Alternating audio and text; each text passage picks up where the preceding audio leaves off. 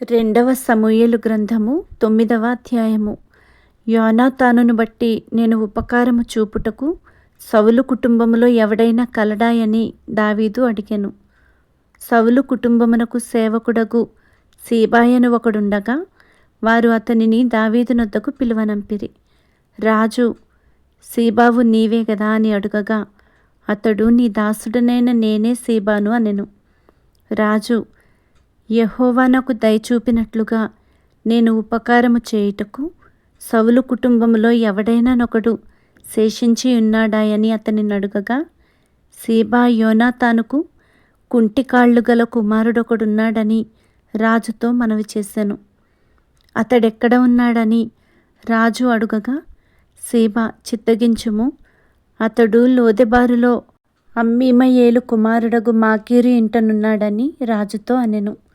అప్పుడు రాజైన దావీదు మనుష్యులను పంపి లోదెబారులోనున్న అమ్మీమయేలు కుమారుడగు మాకీరు ఇంట నుండి అతన్ని రప్పించెను. సౌలు కుమారుడైన యోనాతానునకు పుట్టిన మెఫీబోషెతు దావీదు నొద్దకు వచ్చి సాగిలపడి నమస్కారము చేయగా, దావీదు, మెఫీబోషెతు అని అతని పిలిచినప్పుడు అతడు, చిత్తము, నీ దాసుడనైన నేనున్నాననెను. అందుకు దావీదు, నీవు భయపడవద్దు, నీ తండ్రి అయిన యోనాతాను నిమిత్తము నిజముగా నేను నీకు ఉపకారము చూపి నీ పితరుడైన సౌలు భూమి అంతయు నీకు మరల ఇప్పింతును.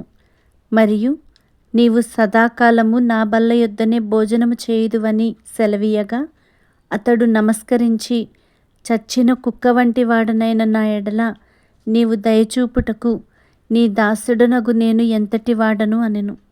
అప్పుడు రాజు సౌలు సేవకుడైన సీబాను పిలువనంపి, సౌలునకును అతని కుటుంబమునకును కలిగిన సొత్తంతటిని నీ యజమానుని కుమారునికి నేనిప్పించి ఉన్నాను. కాబట్టి నీవును నీ కుమారులను నీ దాసులను అతని కొరకు ఆ భూమిని సాగుబడి చేసి నీ యజమానుని కుమారునికి భోజనమునకై ఆహారము కలుగునట్లు నీవు దాని పంట తేవలెను. నీ యజమానుని కుమారుడైన మెఫీబోషెతు ఎల్లప్పుడూ నా బల్ల యొద్దనే భోజనము చేయునని సెలవిచ్చెను. ఈ సీబాకు 15 మంది కుమారులను 20 మంది దాసులను ఉండిరి. నా ఏలినవాడగు రాజు తన దాసునికిచ్చిన ఆజ్ఞ అంతటి చొప్పున నీ దాసుడనైన నేను చేసేదనని సీబా రాజుతో చెప్పెను.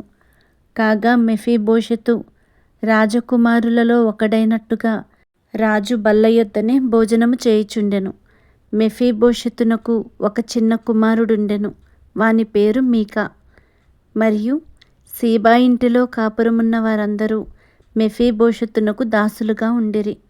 మెఫీబోషెతు యెరూషలేములో కాపురముండి సదాకాలము రాజు బల్ల యొద్ద భోజనము చేయుచుండెను.